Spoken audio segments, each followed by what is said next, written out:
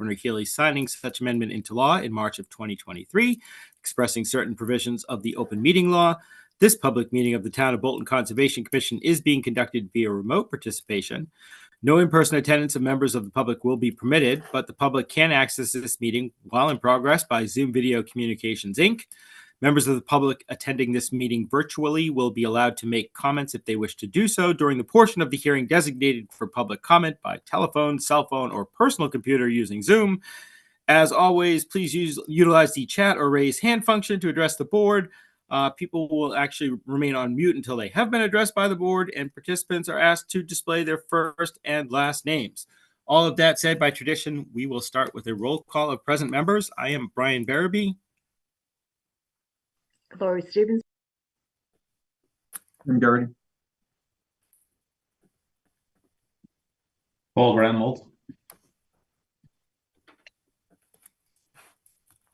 Okay. First up this evening, the Bolton Conservation Commission will now open a public hearing under Mass General Law, Chapter 131, Section 40, and the Bolton Bylaw, Chapter 233, to discuss a notice of intent filed for 30 Bowers Springs Road, map 7.C, parcel 18A. I don't know that we have a full DEP file number yet, or we do actually. We did receive a DEP file Yeah. number. It's 112-0743. Perfect. And this is a town proposed project, and I believe Rebecca Longwall is joining us this evening to kind of walk us through this NOI.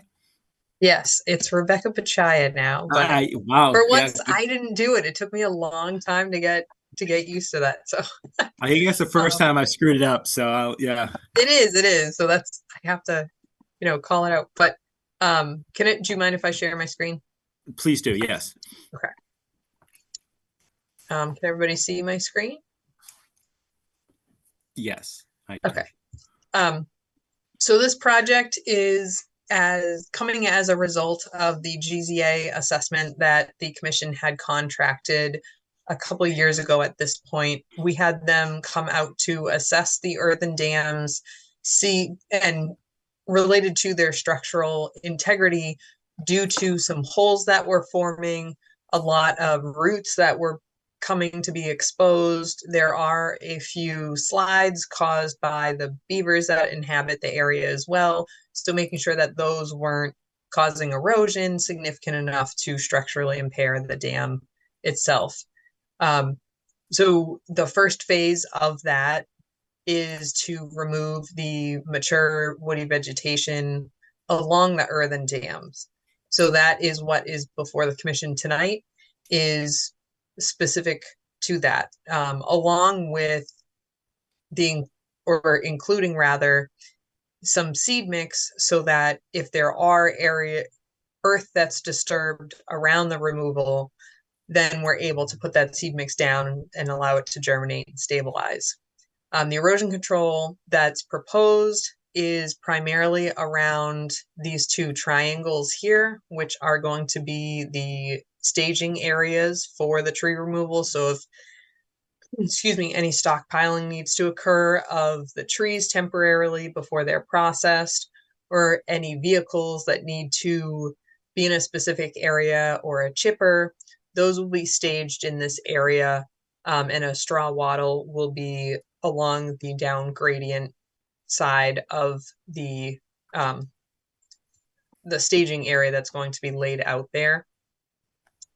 These two red lines on both earthen dams, so on the western side of the Visakis pond, or also known as the upper pond, is a short area here. And then the private pond or lower pond is the area to the west of that lower pond again, and between these two red lines.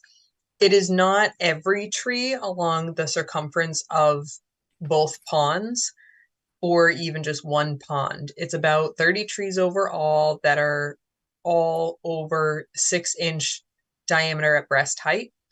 And the area to the west of the lower pond these are primarily trees that are sitting right along the bank of the pond. And if they were to fall from wind throw, they would essentially kick up or be in danger of kicking up a lot of that bank with it, as we've seen throughout town and actually on this property as well, on areas that aren't associated with the trail or the earthen dam. And then this area to the west of the upper pond, or the Visakis pond, is solely the removal along a portion of the bank on that western side. And then on the eastern side of the lower pond here, along the toe of the slope, if you're familiar with the property, we're not removing anything there. We're focusing along the top of the slope, because that's essentially, again, the biggest concern, that it will cause significant damage if it were to fail.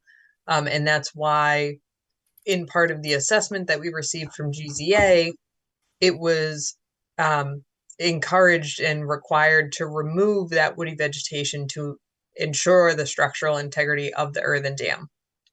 So, to be clear, no trees are going to be removed along the north and south sides of the lower or private pond.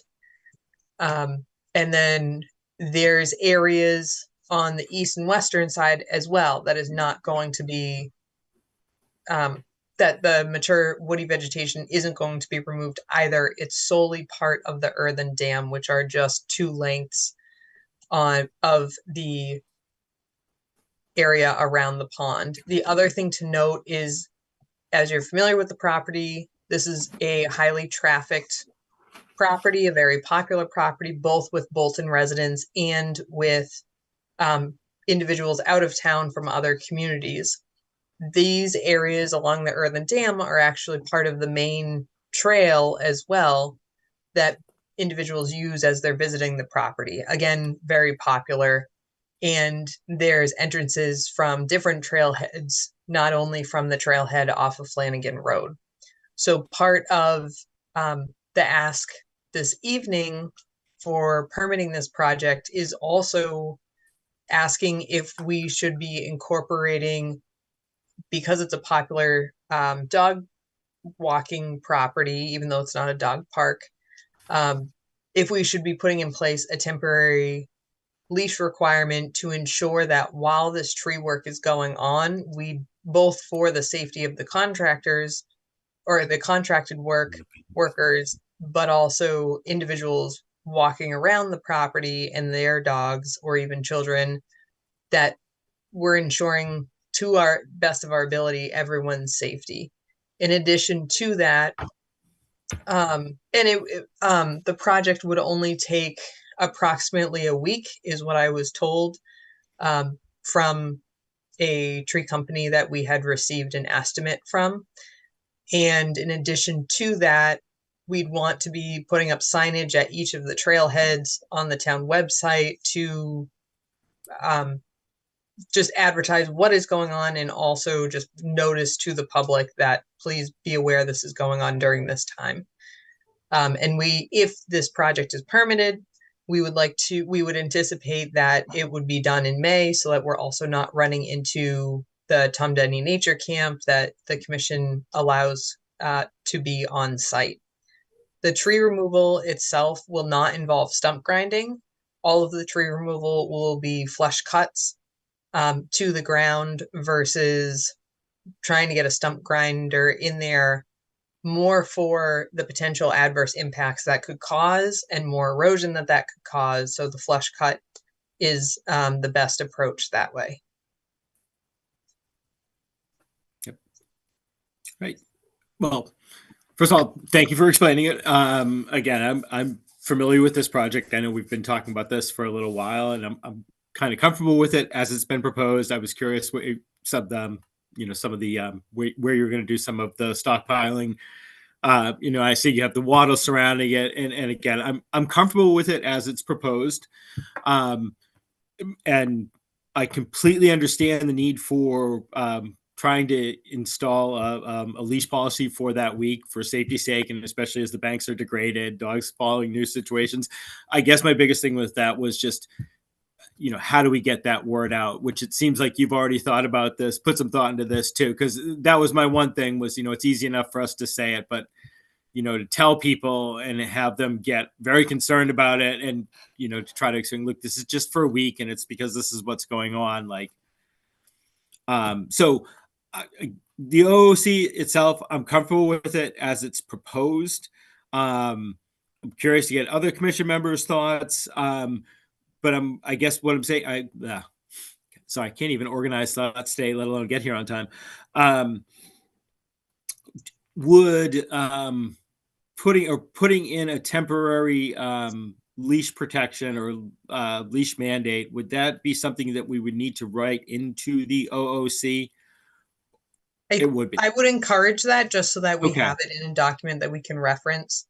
Yep. I would also ask that the commission consider as part of that, we allow the notification to be posted prior, both not only for temporary leash circumstances, but also for the tree work. So once we have that date, I would like to be posting the property about, as soon as possible so that we're able to get the word out that this work is going to be taking place and, please be aware and be safe when you're using the property. Yeah. And would we probably call it I don't want to say, it would be a temporary leash. It's not so much a temporary leash mandate because I'm not sure we could mandate it. They would have to talk fines and enforcement and all that, or temporary leash restriction or temporary release. I would say a temporary leash requirement. Thank you. Yep. And if you'd like, I can talk to the town clerk at town hall in case she has better wording for it, but where it's temporary. And I think the word requirement sort of gets the seriousness of it's for their safety and it's only temporary. It's not a mandate that's going to be continuing. Yeah, and I honestly probably don't have to tell you this, but I know when we put together the signage to really drive home that point that this is a safety for the safety of the workers, and this is why we're requiring it, and this is also temporary. It's temporary during the time of work, and I think most people will be fine with it, or at least understand it. Those are my initial thoughts. Curious, other commission members have thoughts, comments, questions regarding this OOC. So I was wondering how did you determine which trees to come down? And I walked the site with the tree warden, and essentially what we were looking at is, again, basing it off of GZA, looking at the trees that are mature enough to have a root system that would impact the bank if they were to fall over and or are already impacting the bank. So basing it off of GZA and then having the tree warden look at that and see if there are potentially others that are adjacent that would also be of concern. But really it was based off of that GZA and walking it with the tree warden. All right. So it was like you looked at individual trees. It wasn't like because there's more than 6 inches in diameter, it has to go. Nothing like that. No. And like I said, it's not all the trees, because had we done that, we would have said, okay, all the trees on this area between the 2 dams, and we're really focused on the top of slope. Going forward, though, it will be maintained after those trees are removed. It will be maintained with just the herbaceous that grows there or smaller. There's a couple small like conifers that are staying because it doesn't have a significant hazard to the stabilization of the earthen dam by them being there, and it may actually help hold it together a little bit better in those areas. But is there a plan going forward to kind of maintain it so that we don't get into this situation again? Yes, so that's exactly what I was just referring to, and that's a great question. This will be added to the areas that we have mowed and maintained by a contracted party, just so that we have someone who can go down and reach and mow those areas appropriately, because there will be some small woody vegetation that we will have to be basically cutting down. But as it sort of grows back once the removal takes place.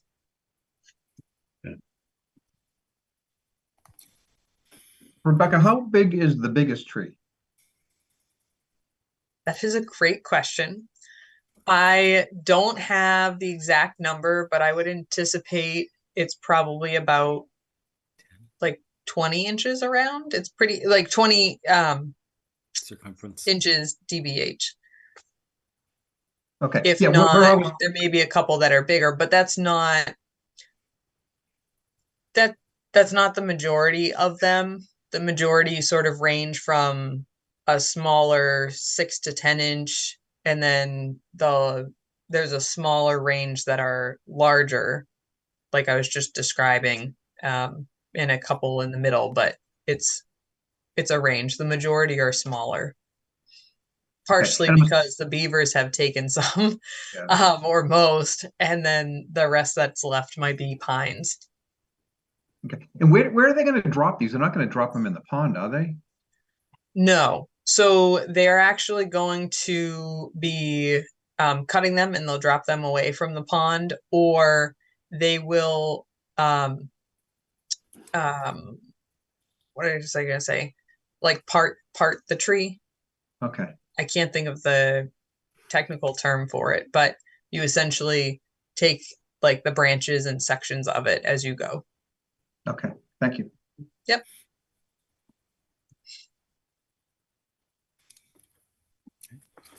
The chips, are they being used on site for any of the trail maintenance?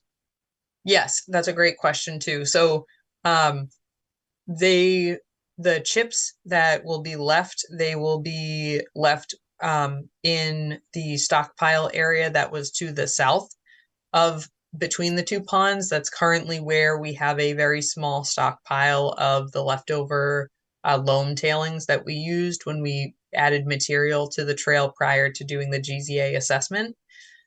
So those wood chips will be placed right next to those so that we're able to use it throughout the property as we need.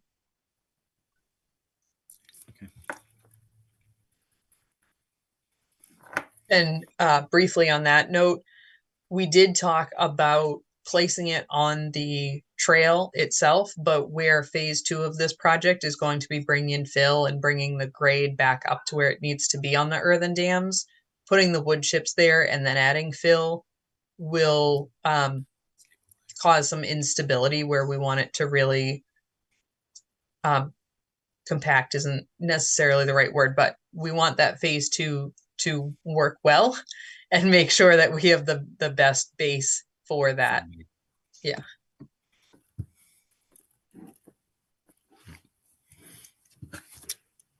Are there any members of the public here tonight that have questions regarding this particular hearing? I'm not seeing any. Any further questions from members of the commission? Right. Not seeing it. People comfortable with us moving forward with it as proposed, it seems like, and adding the language that we had discussed. Okay.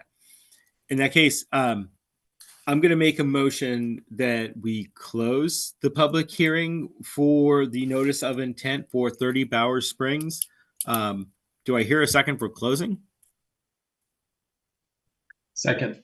All right. All those in favor, starting with Lori, Aye. Jim, Aye. Paul, Aye. and Lauren. I'm an aye as well. All right. Like to make a motion that we issue an order of conditions for 30 Bowers Springs Road as drafted and presented at this evening's meeting, with the following condition: that we add, that we include approved language for a temporary leash requirement during the time in which work is being done on the site, primarily for safety reasons of not only the contractors, but for the dog owners and the unstable shores themselves.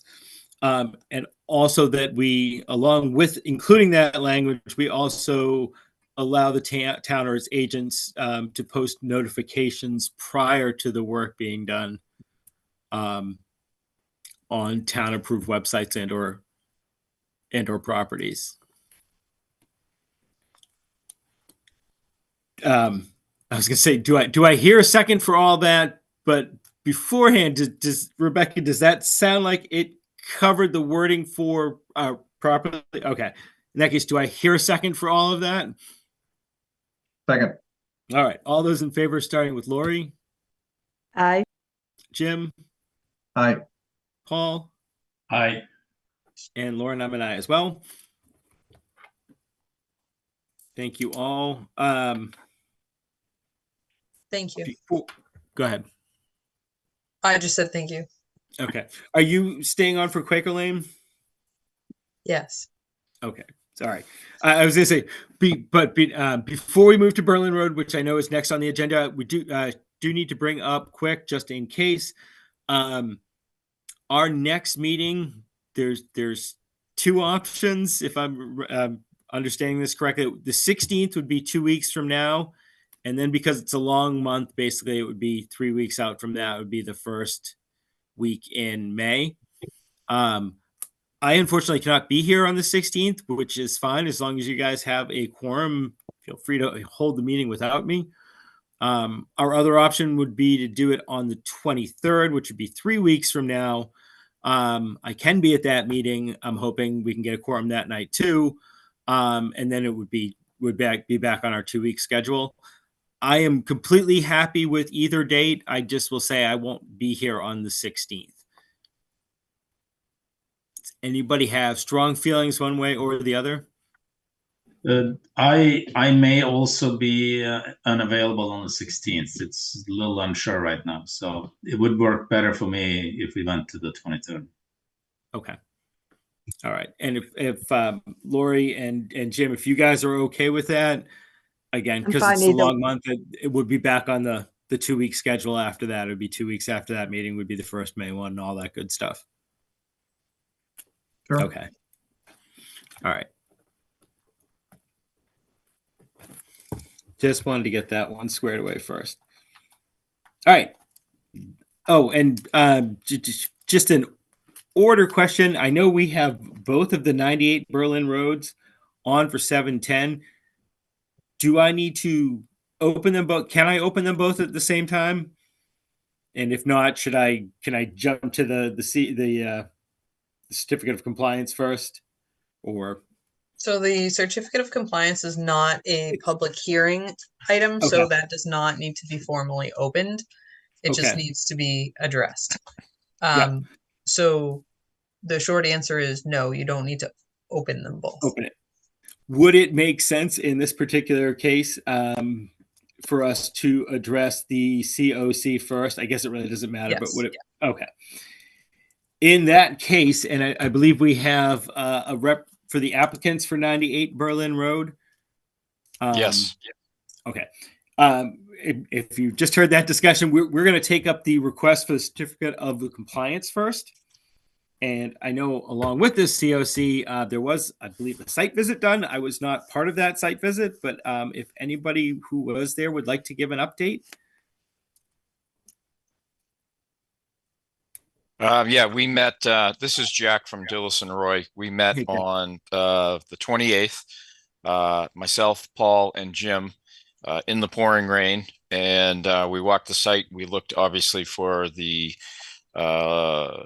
site conditions relative to the original certificate of compliance that was issued back, or notice of intent that was issued back in 95, and what was proposed to be changed or worked on in the new order conditions notice of intent that we just submitted. So the wall that was installed back in 95 is the one that we're going to be proposing to replace. It's an old wood timber wall that, Paul and Jim will tell you that it's in severe distress right now. It needs to be replaced. It's falling in. The bottom's basically pushing out. several years ago, there was a windstorm that came through and knocked over several trees that added to that from what Letty Smith has told me. So, but yeah, it's falling apart. It's rotting. It needs to be replaced. The unfortunate part is it's sitting right along the edge of the wetlands. So, with that being said, all the other work, as best as I could tell, and from what Letty said, that was proposed back in '95 has been completed, has been done. That order was never recorded, and here we are. So DEP said the best thing to do is get that signed off, and then we can start up the new one. Okay. Jim, Paul, any comfortable on the site visit that like Yeah, I mean, I can concur. It's hard to tell, you know, so many years later, but it appears that whatever they needed to do had been done. So I would be comfortable, you know, signing off on a certificate of compliance and completion, whatever the word is. excellent. All right. Any other comments on the COC from everyone? Because from what I'm hearing, it sounds like we are comfortable in issuing it. Probably Yeah, gonna looks good. perfect. All right. In that case, I guess I would call for a roll call vote to issue a certificate of compliance for 98 Berlin Road, DEP file number 112-0149A. All those in favor of issuing said COC, please say aye, starting with Lori. Aye. Jim, Aye. Paul, Aye. and Lauren, I'm an aye as well. All right. That said, the Bolton Conservation Commission will now continue the public hearing under Mass General Law, Chapter 131, Section 40, and the Bolton Bylaw, Chapter 233, to consider a notice of request for a notice of intent for 98 Berlin Road. And it looks like we got the DEP file number on this one, DEP file number 112-0742. Correct. Can I share my screen? That would be appreciated. Yes, thank you. Okay, can everybody see that? Yes, I can. Okay. So the main feature of the new notice of intent is this wooden retaining wall that's back here. That is going to be removed and replaced with a big block concrete wall in the same location. The other portion of this is a new septic system in this yellow area. There'll be a new septic tank, 1,500-gallon 2-compartment tank, and a 1,000-gallon pump chamber to replace the old 1,000-gallon septic tank located here in red. That gray water effluent will be pumped up to the new leach field that will be located up in the front yard. And the 2 sheds that are up here right now currently eventually will be removed and gone. This other wooden retaining wall that's only about 3.5 to 4 feet tall, that is going to be removed up to the stairway area, and that will be just a grass slope by the time we get done. Letty doesn't have any plans on putting that wall back. It's just going to be sloped down to the edge of the gravel driveway as is. This big block wall that is proposed along the back, like I said, it falling in, it has seen obviously better days. The plan was, and I talked to Jim and Paul about setting the excavator up along the top of the slope up here and reaching down with the thumb of the excavator and pulling the pieces out piece by piece, loading them into a dumpster and getting rid of them. And then clearing the material out behind it enough where they can get the 3/4 inch base for the wall set, and then they can start working on the wall. I envision that they could do this in smaller sections, so this whole back section wouldn't be opened up at once. We also talked about doing this during a dry time of the year, the retaining wall in the back. The rest of the area out in the front here can be done at any time. It's dry out there, but given the wetlands or the swamp that's out in the back, being critical feature of the property and to the town, that it'd be done probably sometime July, August, September, when the groundwater table is low. Hopefully we don't get another year of rainstorms like we had last year. But when we walked out there last week, again, it was raining out. We had a all-day rain event and the swamp was pretty full. It was wet from even 2 months earlier when we did the soil testing. So one other thing, the Board of Health did approve this plan. I believe it was at last week's Board of Health meeting. So that's already been all set with them. The other thing that we talked about, instead of the straw wattles down along the base of the big wall, is maybe using straw bales versus a hay bale type thing, something that has a little bit more beef to it, but being straw versus having other grasses and seeds and whatnot that would eventually start growth in the vegetated swamp area. Yeah, I was to say we usually prefer straw if possible. If you can get straw bales, and it might be like a stake straw bale there. Correct. That's Yep. what I pitch, yeah, would be fine with. Any members of the commission that were out on the site visit, were you able to look at some of these features? Can follow along with what the plan's asking? Did you have questions, comments, or concerns? I think one of the other things, Jack, that we talked about, I believe there's a cesspool. I think you're gonna retire that, correct? This cesspool right here, it's going to be retired as a septic system itself. The plumbing is such where they're going to tie into it from the house right where my arrow is and connect it to a new line that will go to the new septic tank. However, Letty wants to use it as a recharge system. So he did talk about maybe tying in some roof drains into it, if that's possible to keep on conservation behalf.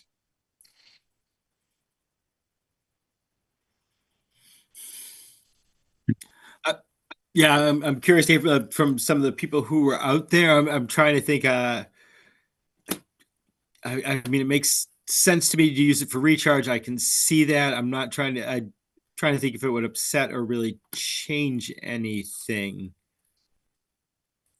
Yeah, I mean, the whole back line, it's kind of unstable. I don't know how this was built, whenever it was built, but it seems like this is all fill in here. Yeah. As long as it's not unstable and doesn't destabilize that back portion of the lawn. That would be my only concern. Okay, So- that's a good point. So is the intent to take collect water from the roof or things like that into that?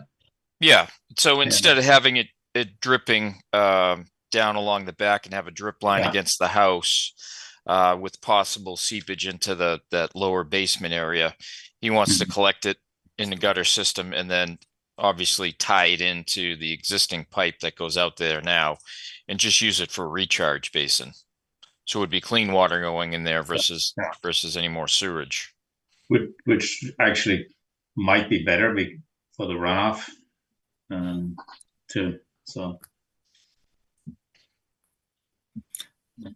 I was going to say, do we know what condition the cesspool was in? Because that would be the one thing I can see. You're concentrating the runoff rather than putting it all around the foundation, which would be fine if it's discharging or seeping out normally. Like, is it still functioning? Yeah, it's not in failure by any Okay. means. And even the system that's up in this area here, which is underneath the driveway, none of it is failing or whatnot. But Letty is getting ready at some point in the future, in the next 2 to 3 years, to retire and sell this. So he's just trying to get everything where it's going to be a sellable house. Obviously, the retaining wall needs to be fixed for a safety hazard, as well as the septic system needs to be brought up to date because it probably wouldn't pass a Title V. But for drainage purposes, it's probably okay.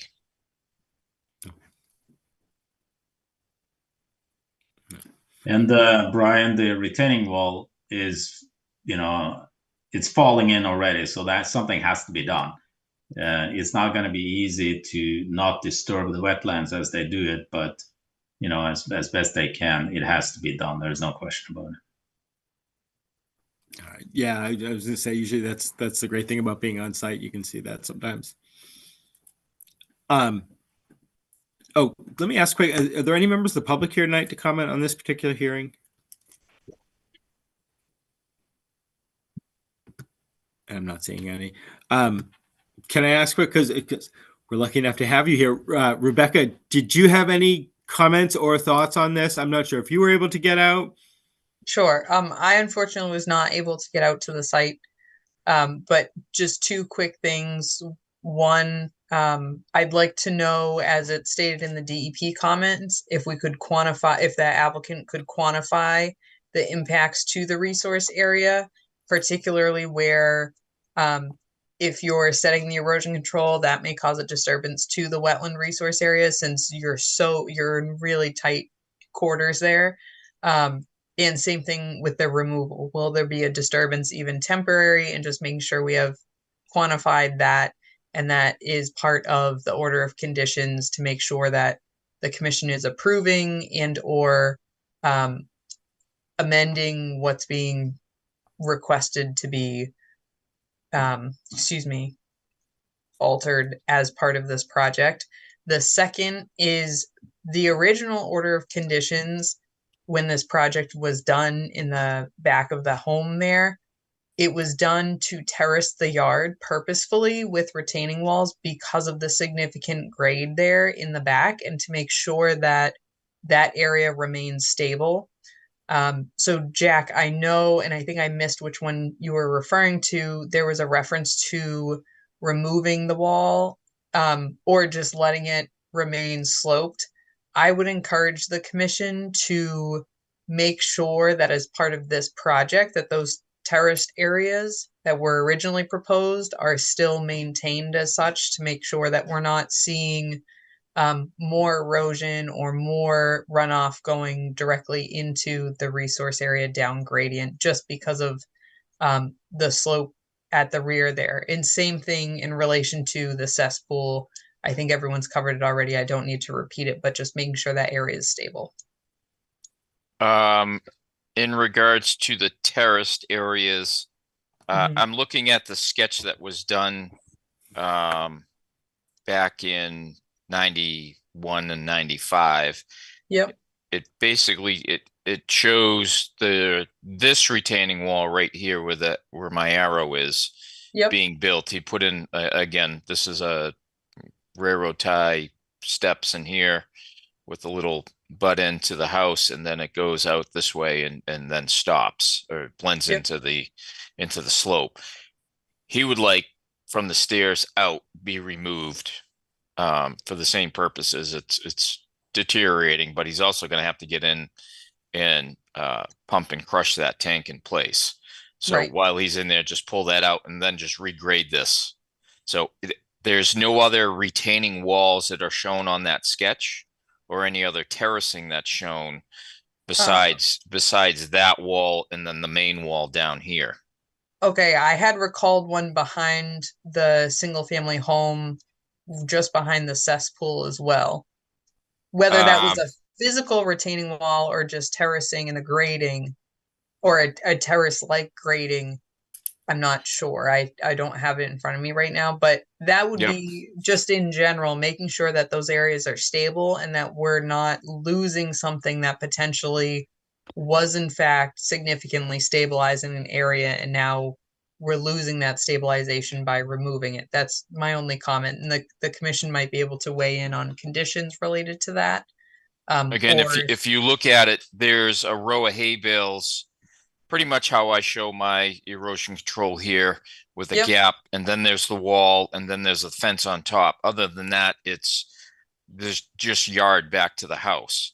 Right. There is some in this old sketch, there are some boulders that are placed along the slope over here, which are there, Yep. covered with some leaves and woody debris and whatnot, but that's there. And then there's fencing that goes, I think it's pretty much from where the arrows are that run up along the side up towards the road.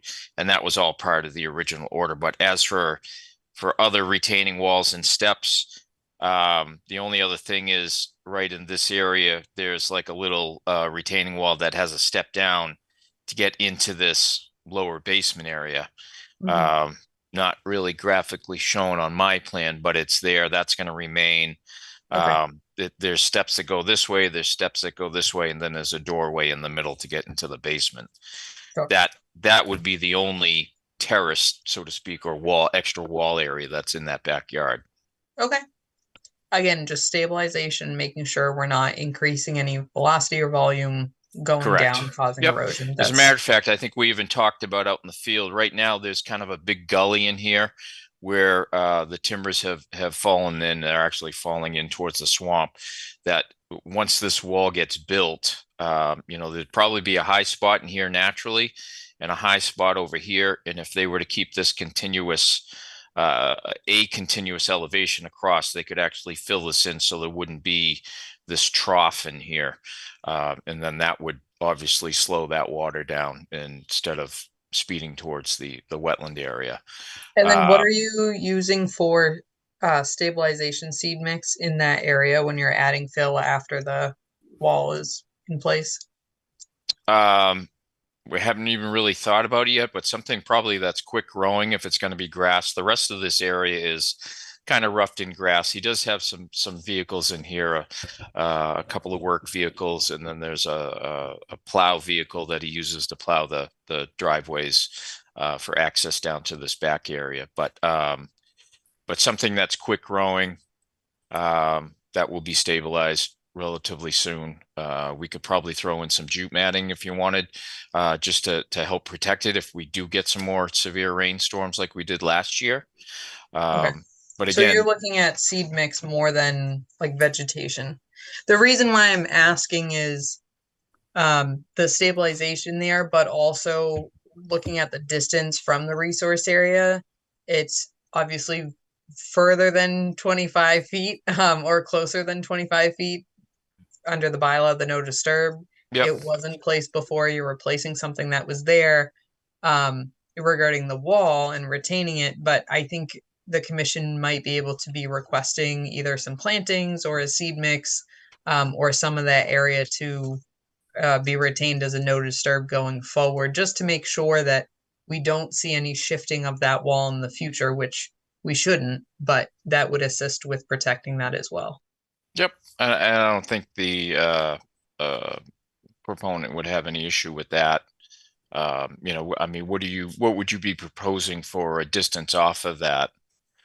Part of the reason why this was done originally back in 95 is Letty's kids were smaller and they used that back area for, a play area and whatnot. And they did have some, and I think if you look through the old notice of intent, there were some areas because it was filled, some sinkholes and whatnot. And there were still a couple of areas that had depressions, sinkholes, or whatever you want to call them, that obviously are going to be filled in during this whole process and leveled out. But it's a yard. I mean, if you wanted some sort of vegetation row across the top of that wall, is that something the commission would be looking for?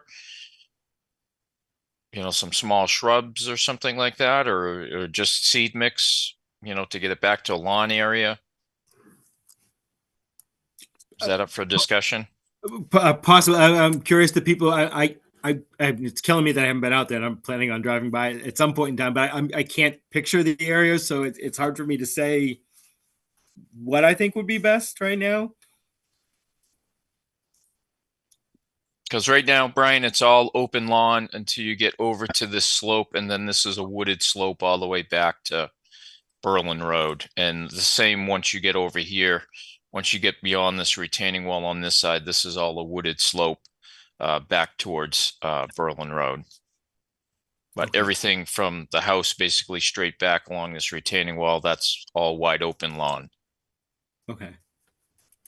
Yeah, we didn't talk about that when we were out there, but when I'm thinking about back at it, it probably would be good to have an area, how wide, I don't know, from the retaining wall that has a seed mix that is only mowed a couple of times a year instead of a lawn area in that space. Or kind of like a wildflower mix, kind of like what we did over the current septic system at the Bolton Bean, Rebecca. Yeah, if it's not going to be shrubs or any sort of woody vegetation planted there, then yes, I think that would be the intent, to establish that this is an area that's going to be buffering and assisting with that runoff before it hits the resource area there. Okay, in regards to your comment about, and DEP's comment about quantifying, what specifically would you be looking for in regards to quantifying? I mean, Just actual. for instance, if you're placing the straw wattles within the resource area, just quantifying, like even temporarily, just quantifying what that area is. Gotcha. Okay. And making sure that the commission can incorporate that into a condition. You may honestly want to, when you submit that, you may want to also submit it to DEP at the same time, and then they have the information, the commission has the information. But also same thing with the block wall. If a portion of the block is being placed within the wetland, even though it's replacing something that was already there potentially in the wetland, we want to make sure that we're quantifying that. So again, the commission can carry that through the conditions to say this was the proposed alteration to resource area, and this was the approved alteration to resource area, or this was the temporary alteration that was approved, however that comes out. Okay, perfect. Just so I have clarification on exactly what everybody's looking for. Yep, of course. More, again, in relation to the resource area that was flagged versus the area within buffer and within the aura, at least that would be what I would encourage the commission to ask for. They can request for the whole project to be quantified if they want, because it's all jurisdictional, but I think that would be sufficient for the needs of DEP and the. Okay. I would concur with that, but as far as would you say the buffer and the aura? Yeah. Okay, in regards to the revegetation, excuse me, the revegetation or buffer zone from the edge of the wall back towards the yard, any specific distance would the commission be looking for? 10 feet, 12 feet, 15 feet? You know, like a no-touch zone out from that wall? I'm curious, either Paul or Jim, trying to picture it. I'm not sure how much of a yard they have. I don't want it to be too restrictive, but something that will kind of protect that area and act as a buffer. Can you do a quick calculation in your head? What would seem to make sense? Yeah, I think, let Paul weigh in here as well, but I'd say like 5 feet. I would be comfortable with 5 feet off the wall. Okay. So, does that make sense, Paul? Would you go further? Yeah, I mean, it's not that much space back there, to be honest. So Right. that's part of the problem. So 5 to 10 feet would be sufficient, I would think. Okay. Just a quick comment, just myself looking at this, Letty may be fine with this, but the first person that moves into their house is going to put lawn in there and mow it right down, unless you put something more permanent. Just seeing it in other places. My suggestion is putting like winterberry or something on that nature that is attractive all year long. Ground cover. Birds like it. Yep. People are less inclined to cut it down and bring their lawn right to the edge of their wetlands. Just my thought. But if you put something in there, the first homeowner in there guaranteed is going to put lawn in and mow it right to the edge. It's a really good point. What Laurie. what about, Lori, what about a more visual, like a boulder line or something? We've Like- done that at a lot of different places, I know. that it's big enough that the homeowner can't get in there and move it, which is fine too. But I haven't been out there. I just, from driving by from years and years, um, you know, not knowing how much area they have there, just something that's little less taking, just mowing it and cleaning it up. Cause I know myself, if I was somebody moving in there, I was like, oh, I'm just gonna mow this. I've got 5 more feet. Why don't I just mow it to the edge? So Right. And my feeling is if they do some sort of woody planting there, that the same thing's going to happen. Somebody's going to go in there with some shears and just cut it down where, you have a sizable boulder that's maybe a 2-foot or 3-foot diameter boulder, every 8 feet spread across that wall area, that may be better. And I agree with you. Sometimes the visual isn't quite as nice. That's why I was like winter berries, something that when they realize, oh, look at the red berries and look at the birds that bring into it. It's a wetland Yep. plant.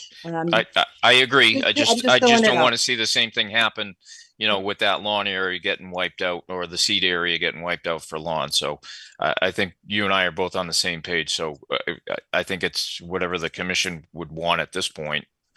We're also dealing with a circumstance in enforcement matter where someone went beyond the boulder wall and maintained it as lawn and now have to bring it back. So I think with any, you're gonna run that risk as well. Yeah. Right. Like I tend to agree that boulders would work best, but I also can see, in the area that you're working with, that might be difficult for a backyard. I love the idea of the winterberry. One of those great native plants that are so wonderful around here. It makes wonderful ground cover, but I just don't know how you stop somebody from cutting that down. In theory, they can see what ongoing conditions are on their house, or they have a way of telling this. But like I said, boulders would work best. I would just hate to see boulders go back there if it wouldn't work with the aesthetic. Yep. Or maybe I talked to Letty and maybe he does a fence at 5 to 7 feet out from the top of that wall instead of right at the wall. Yep. So it's something that's visually there. It doesn't die in a season or two, and it is what it is. And that's my guess is we'll probably ask you to continue so we can get those impact calculations if nothing else. Mhm. But so you're some of the things we're normally comfortable with: the split rail fence, with the boulders, and if you have a chance to talk to Letty and see what they would prefer, there's a number of things that would be comfortable doing. The commission also utilizes typically utilizes a condition that it actually gives the option to the applicant, and selects a couple as well. So that's an option going forward also. Okay. So would that be preferable, Rebecca, scenario is if you close the hearing tonight, I can provide you with the calculations for the area. No? The commission, I would not encourage the commission to close it until they have all the information. Okay, perfect. Just because we don't want to be in a practice of closing and then accepting new information, since technically we cannot be doing that. Okay, no, that's fine. Thank you. All right, so we'll continue to the 23rd. 23rd, yep. Okay. And I guess those would be those impact calculations. Some that 5 to 10 feet coming out from that wall, some wording along those lines. And if you want, we can put in the possible different choices at the meeting. But if you come up with some ideas, that would be great to see. And when it comes to doing the retaining walls, I know you had even mentioned probably putting in something about waiting for the dry season. Whether we say that's July through September, or if we give a 4 or 5 month window there. Mm-hmm. I think that's kind of everything outstanding on this. I'm comfortable with the rest of the plans. It sounds like the commission members can all kind of see what's going on there. Everybody seems to see the need for it. Are there any other outstanding questions that people had? All right. I'm not seeing any. So, and I'm not sure if I asked any members of the public here tonight to comment on this particular hearing. And again, not seeing any. So Jack, would you be all right if we did continue the 23rd, just so we can get some of those things answered? Yes. All right. And Lauren, do you know what's our first available time? I believe it'll be 7 o'clock. Do we, Yep, 7 should work. do we think we're going to get anything from the town? No, right? Okay. No, yeah, we okay. can add that after 7 o'clock if we do. Okay. All right. In that case, I'd like to make a motion that we continue the public hearing for 98 Berlin Road until our next public meeting, Tuesday, April 23rd at 7 o'clock p.m. Do I hear a second for continuing? Second. All right. All those in favor, starting with Lori, Aye. Jim, Aye. Paul, I and Lauren, I'm an aye as well. Thank you. Okay. Thank you. Thank you, everyone. Have a great night. All right. Take care, Jay.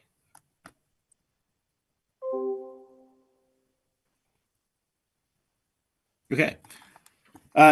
Next up, the Bolton Conservation Commission will now continue the public hearing under Mass General Law, Chapter 131, Section 40, and the Bolton Bylaw, Chapter 233, to discuss a notice of intent submitted for 160 Still River Road. Lauren, I was just going to say, I don't know if I need to ask you for an update, but have we heard anything from the applicant? I know we are waiting for them to hear some other things before continuing this. Yeah, that's right. Go ahead. I received an email from him today. He's requesting another continuation because they are still waiting to receive the septic plans. Yeah. Okay. Hearing that, any commission members have any good, strong reason why we wouldn't continue? All right. In that case, I'd like to make a motion that we continue the public hearing for 160 Still River Road till our next public meeting, Tuesday, April 23rd at 7:10 p.m. Do I hear a second for continuing? second. All right. All those in favor, starting with Lori, Aye. Jim, Aye. Paul, I and Lauren, I'm an aye as well. Next up, the Bolton Conservation Commission will now open a public hearing under Mass General Law, Chapter 131, Section 40, and the Bolton Bylaw, Chapter 233, to discuss a notice of intent filed for the Quaker Lane Conservation property submitted by the town of Bolton. Rebecca Buchaya, would you like to walk us through what the town is proposing? Sure, I'm just going to share my screen. What you have before you right now is a plan that I'm using from a past project when this common driveway was put in and constructed. Quaker Lane is here. If you can see my mouse to the right of your screen, then you see this highlighted line sort of towards the center of the screen in the middle of this wetland. Lot 15 for orientation purposes here is 70 Quaker Lane. Again, that's up along the common driveway. The highlighted area is an existing cart path, which you can see here on the plans. This is on a town-owned conservation parcel. This is used just for pedestrian foot traffic, utilizing the trail system. I'm going to switch screens very quickly. Here we have essentially in that area that was highlighted, there's some stones that functioned as a culvert. It's very low. It's only about a foot or two tall, and about a foot or two wide. So the inlet side has collapsed. This is looking towards the inlet side. It's one boulder essentially at this end, and then these are starting to collapse as a result also. The water flow direction is relative to, or is shown by this orange arrow here. And so again, just showing the failure. This is the outlet side, again, showing the flow of the water. So there is flow continuing through the failure, but not significant. And that is the lovely failed stone. At the inlet side, again, you see a wetland system up gradient and down gradient. Again, down gradient, much smaller wetland system. The grade is not a significant grade change or drop, so it's not a damming of, or a significant damming of the wetland that is to the right. Again, that image just shows flow. And there you can also see the existing path. So what the proposal is removing the material, which is only a couple inches, like 5 inches or less of soil that's on top of those rocks and stones that make up the culvert area. So it will still be navigable by foot, even with the removal. In the future, I would propose and file a different notice of intent to construct a trail crossing over what we hope to open up with this proposal, just to make sure that we're still keeping that pedestrian access along this route. But again, the removal is really within this orange boxed area annotated on the plan. And the soil and stone that is removed from that area will be placed just on site in a relatively organized manner. And in addition to that, we will be using just wattles along the stockpile area until it becomes stabilized. Okay. So no dredging of, I know some of the questions from DEP were impacts to, or what activities are taking place physically in the water. The only thing that will be in the water will be the removal of that stone that has dropped already.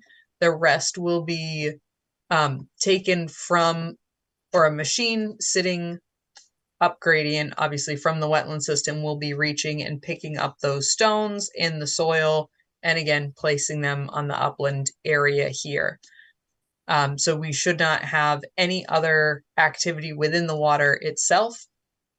I can certainly, and the commission can add it as a condition, we can put a row of silt fence after the outlet side, just to ensure that if there is any sediment that does drop into the water, that we're able to scoop that out manually if it occurs, and make sure it doesn't go down gradient. But I really don't anticipate that happening.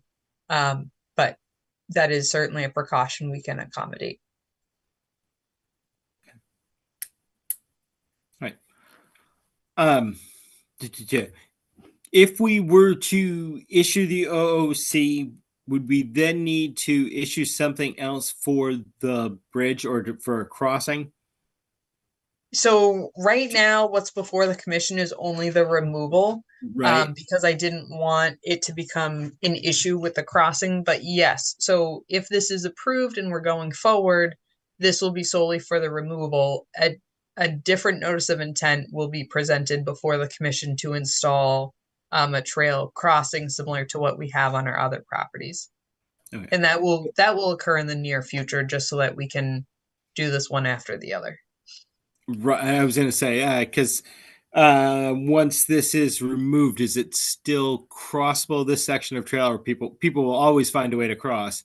Yeah, I'm it won't not be sure how much damage it would do in the interim. And it won't. So this is also not an advertised trail on our properties. This is primarily locally used, it seems. So in terms of the traffic it receives and the impact to users, it's a relatively small user group overall, but we still want to make sure we're accommodating that use. It will still be, like I said, navigable, so you can still cross it on foot. But of course, it's not a straight pathway until we put that crossing in. okay. Right. So other- so how go ahead. wide is it going to be once you open it up? Just like a couple of feet, or? The gap will probably only be a couple feet. Yeah. Because like I said, we're just opening it up to remove the stones that's there and just we're essentially daylighting that section. Yeah. And just enough to do that, to allow the water to go through without risk of failure. We're not trying to remove the entire area there. Yeah. Like for instance, we're not removing, if you can see my mouse, up to the corner of the wetland there, that will still remain. And same thing coming back toward the common driveway is here on this end. So we're not removing it all the way back here. It's just simply daylighting that connection to ensure that it continues. Are you using, is this gonna be done by hand or are you bringing a machine in or? No, so this we would contract a machine to come in and, like I said, just be reaching and removing it. Because it can be the machine can be staged, or rather functioning from the upland area and reaching, that is going to be less disturbance because of the time it will take, and also the way it can pick it up in one versus manual removal of that material. And some of the boulders, although they're flat, they're large. I don't I don't foresee that one individual could do it. But that's also another reason it will be much more efficient with a machine. Thank you.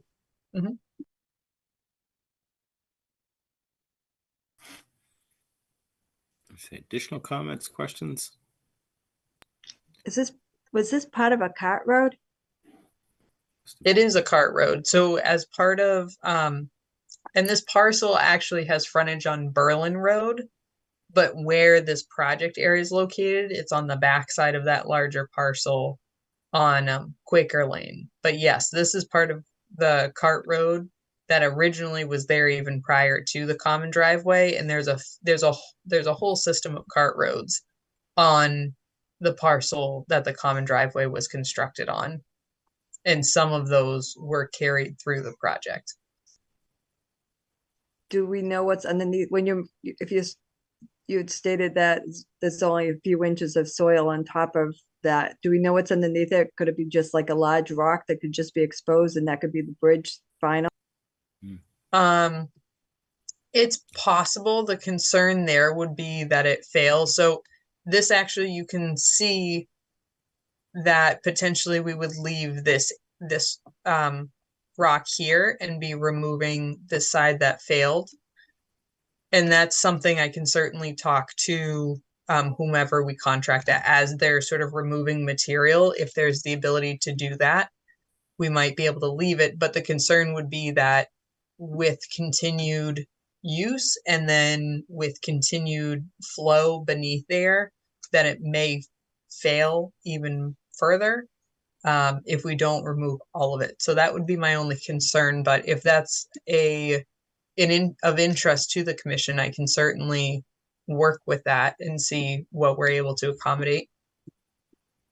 Well, I'm just thinking if it's only foot traffic, the failure part isn't, it's not like it's machinery going over it. If it's just foot traffic or a horse hair in there, failing wouldn't be that a great concern. I can see cleaning it, making sure everything is working fine, but as far as building another bridge or something like that, just foot traffic can't be that big of an impact. Yes, I completely agree. But that also makes me question why it failed original, or why a portion of it failed. But that, yeah, we can definitely work with that and ask that be done if we find that like what's on the image here, if we can preserve that to allow for the continued foot traffic to go over that. I don't see an issue with that. I think that would be ideal, yeah, if it could work. Right. Any members of the public here tonight to comment on this particular project? Okay, I'm not seeing any. just looking at the scope of what you're doing and everything, I appreciate that you offered you could do the downstream silt fence. I'm not sure that that would be a step we would need to put in. I'm kind of comfortable without it, but other commission members have strong thoughts, feelings one way or the other.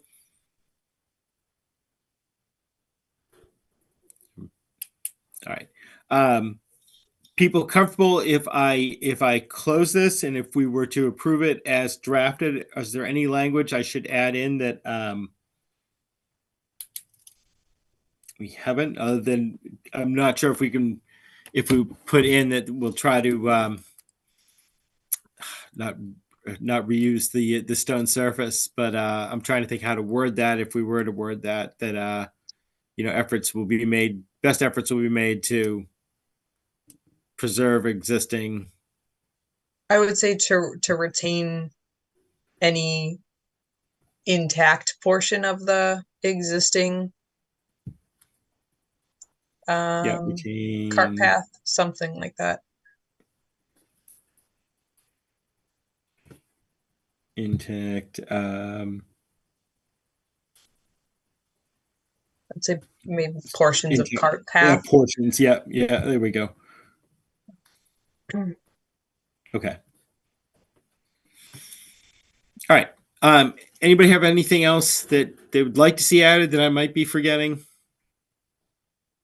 In that case, I'd like to make a motion that we close the public hearing for the request for determination for the notice of intent for Quaker Lane Conservation Property Map 3.C Parcel 66. Do I hear a second for closing? Second.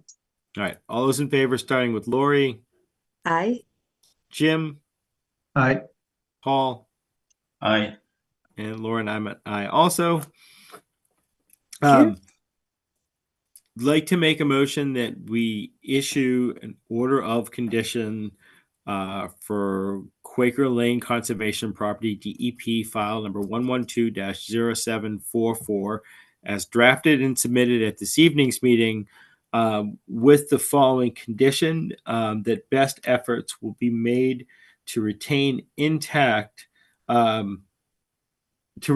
certain intact portions of the existing cart path. Do I hear a second for that? Second. All right. All those in favor, starting with Lori, Aye. Jim, Aye. Paul, Aye.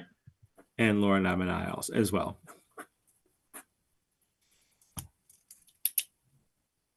Thank you. Thank you. Okay. Next up, we had the certificate of compliance for 3 Long Hill Road. Curious, Rebecca, if you have any update on that, if a site visit went out, your comfort level with issuing a COC, if you had questions, concerns.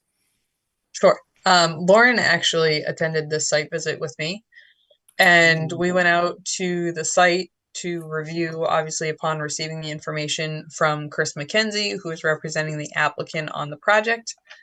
The main question I had was the as-built was submitted to the commission saying that all work had been completed in compliance.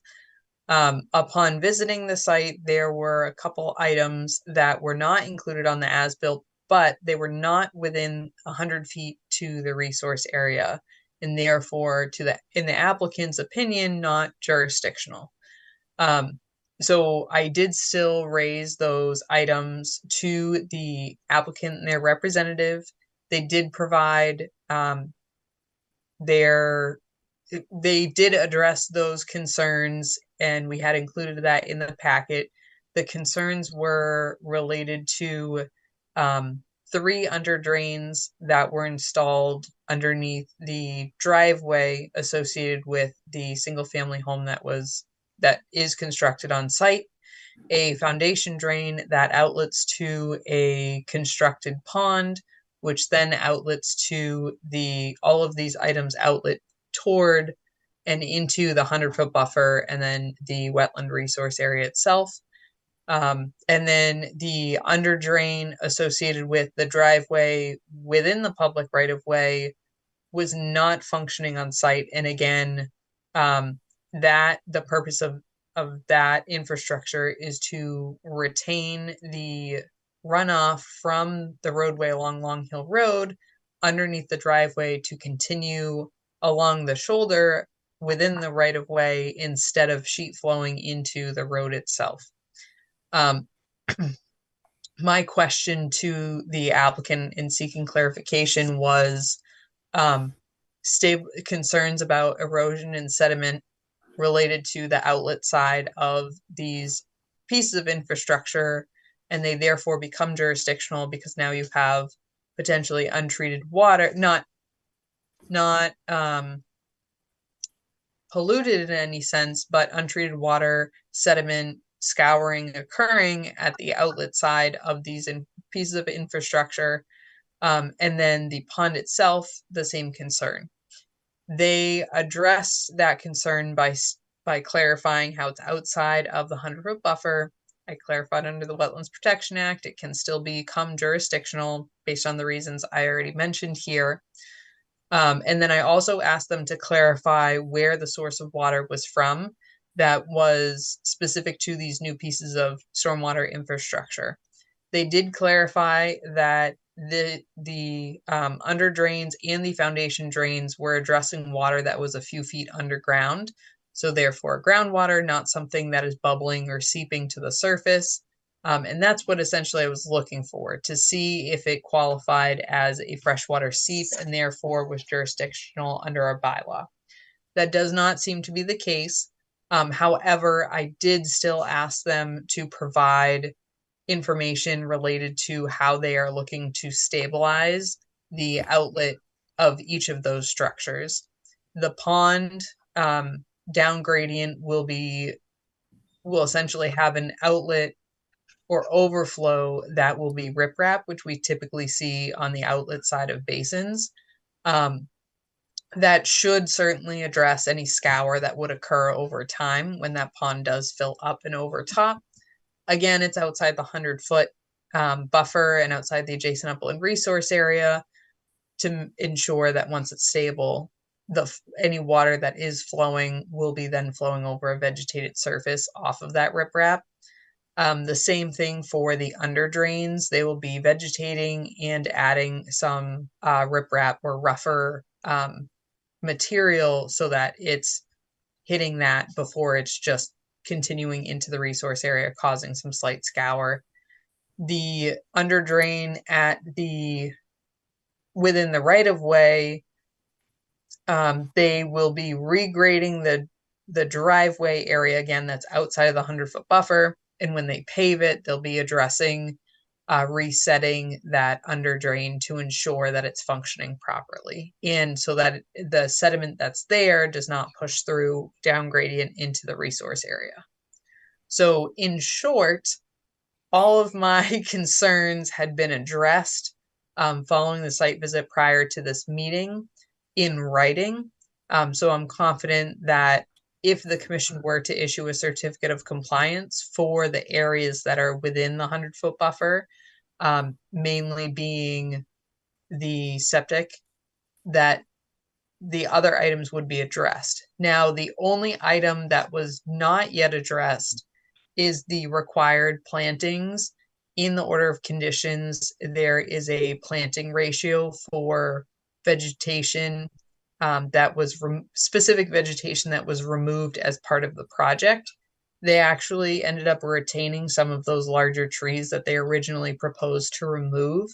And they will be removing one other, but they have yet to do that removal. So when they do, again, in writing, we have confirmation that they will be doing some plantings on site. Okay. All right, that makes it. I just was, as you're talking, I pulled up. I see they answered your questions, which is good. I guess my only thing that throws me on this one is how much was missing on the as-built. Usually, like, any kind of infrastructure that deals with water flow would want to see on an as-built. And the other thing I would say that I don't like that they came back with it, it wasn't in jurisdictional area, so we didn't put it on the as-built. There's no property owner in town that we said, like, when your project's done, you give us an as-built of just what's jurisdictional to us. No, we get the as-built for the entire property because other infrastructure can affect, the areas that are jurisdictional. So I don't want to go with we're only going to draw this stuff on the map that's jurisdictional to you. No, the whole point of the as-built is what is and like infrastructure is a huge part of us going back historically and looking at a project. We want to see what infrastructure was built there, whether it's jurisdictional or not. I don't like the idea of breaking from that. And honestly, I would be in favor of not issuing the COC and saying, no, the as-built is supposed to show everything as built. It's literally in the name of the document. And I would not grant them that. No, that's not jurisdictional to you. No, it's always been the full property. That's kind of where I landed on that. I do. And again, I can appreciate they kind of went through everything. And I can see, I saw your conversation via the SEEPs. It's nice that they were able to ensure it wasn't that. I understand with the plantings, and I'm fine with that. I'm glad they were able to save some of those trees. But I guess that's the only thing really throwing me is I kind of want the as-built to be the final as-built. That's kind of the whole point. But that's me. So I would vote against issuing it tonight, but I will happily put it up for a vote. I don't know if other commission members have other thoughts, comments, questions. I agree with you. Yeah, Okay. agreed. All right. Yeah, So- I'm happy to go back. I can go back to the applicant and Okay. just confirm and reiterate that my original, which I had originally gone back to them and stated and asked for that. I can certainly say that the commission was unable to address it this evening and that they will happily address it at the next meeting, should they submit a complete as-built. That would be I'd rather that than to try to vote against it, but yeah. Okay. Appreciate that. Sorry, as I try to get my agenda back up. I know it's here somewhere.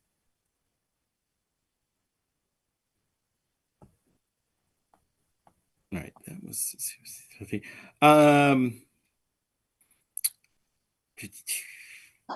our minutes. Did everybody have a chance to look through the minutes from the March 19th, 2024 meeting? If so, any edits and or changes? If not, does anybody need more time to read through the minutes? Good. All right. In that case, I'd like to make a motion that we approve the minutes for our March 19th, 2024 meeting as drafted and submitted at this evening's meeting. Do I hear a second for minutes? Second. All right. All those in favor, starting with Lori, Aye. Jim, Aye.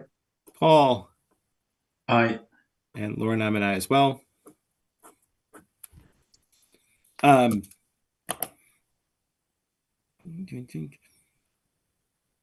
just going to say, do we, I was going to say, I did Rebecca have a chance to log off? I don't know if she's still with us. I'm still here. Oh, you are. I don't know if you want to give any updates on the enforcement orders. Most are in the yes. same state as last time, but go ahead. Yep.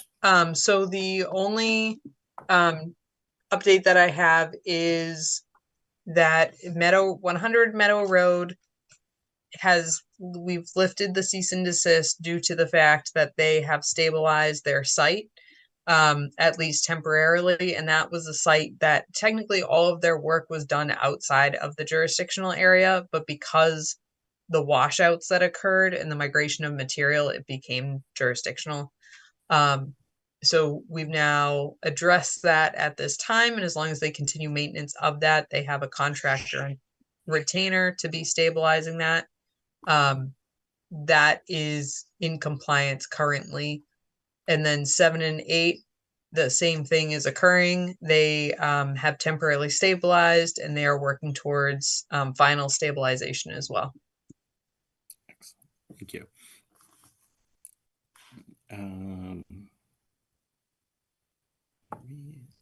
So go through. I think that's I'm not sure. I was going to say, I know sadly our volunteer land steward position is still available, and we do still have spots open on the Conservation Commission.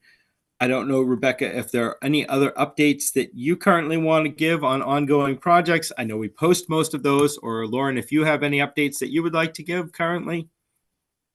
I don't have any changes to any of the updates that we have listed. Okay. Does any member of the commission have any new business? Anything we did not discuss tonight that you would like to discuss? Or just want to Yeah, scream loudly? I have a question on the town meeting and our warrant that we're going to post. So I saw there was an email about prepping for that and presentations and who's going to participate, etc. Do we have a plan for all those things? We're gonna wing it. No, I'm just kidding. No, I volunteered to Rebecca that I'd be willing to speak for us on it. We're trying to kind of do a quick summary, and it's a good point. I should probably send it around to everyone. We're trying to edit down a quick summary, so kind of like the 2-minute talk of what we're proposing and why. And then we've also discussed. We'll have the opportunity to throw up one slide, maybe 2 slides, and what those slides would look like. And we were discussing kind of doing one slide that has the bullet point, like these are what the changes are, so you can kind of see exactly what they are. And then maybe one slide that shows a physical example, somehow shows one of these features, either on a map, from an aerial view, somehow, so people can get an idea what it is exactly we're talking about. Specifically on the increased buffer zone around the vernal pools and whatnot. That's the only area where most of what we put in was kind of increasing definitions, which I think we can kind of show. The few places that we actually made changes to expand buffer zones or no-touch zones, I think showing a visual representation of what one of those features might look like and, what 25 versus 50 represents. Yeah. But as we kind of work that down, we got to make sure we got to include like all the commission members because, it's very early, very raw now, but like edits are appreciated. Okay. And even if you just spot extraneous things, I found town meeting brevity is appreciated. Most people know what it is you're proposing. They get it within the first 20 seconds. And if you spend 10 minutes explaining it to them, it drives them insane. So, brevity, clarity, anything like that is appreciated. But those will hopefully be coming around to everybody. We were talking about them today, actually. So the last week or so, we started to put it together. Okay. I'm just glad it's in good hands. I wouldn't say that. Yeah. Should be a fun one. Any other comments, questions? Lauren, congratulations on your first site visit. You'll be getting out to more and more and more. You'll get to love the backyards of Bolton. It's all sorts of fun. But that said, I hope everybody had a wonderful Easter, and I will see everybody in 3 weeks, if not before. All right. I'd like to make a motion that we hereby adjourn the Tuesday, April 2nd, 2024 meeting of the Bolton Conservation Commission. Do I hear a second for adjourning? Second. All those in favor, starting with Lori. Aye. Jim. Aye. Paul. Aye. And Lauren, I'm an aye as well. Thank you. Yep. A special thank you to Rebecca Buchaya for making her celebrity appearance. It was wonderful to have you again this evening. Everybody take care. Good night, everybody. Thank you. Good night. Aye. Bye. Recording stopped.